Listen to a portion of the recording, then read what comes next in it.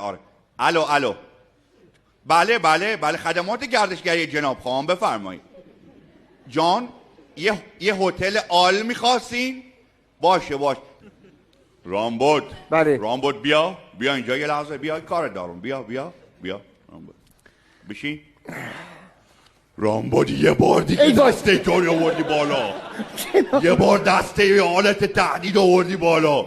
بلند میشم تو هوا تا ناف جر میدم. 270 درجه باز میکنم میام برات.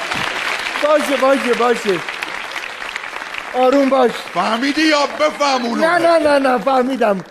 معذرت میخوام. بافیدی یا ببافمه؟ نه باشه فهمیدم. خیلی خوب. این پس هتل همون آله دیگه. حله؟ بله چاقو هم بذارین زیر باشه. دوشک و بالش و هر جا که میخواین. خب رامبو جان خدمات دیگه ببین نظر چیه راجع چیزای دیگه که دایی؟ اصلا باورم نمیشه اینقدر میتونه خشن شه.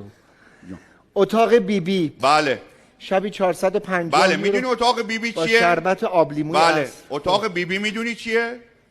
بدن بریکفسته. جان بدن بریکفسته؟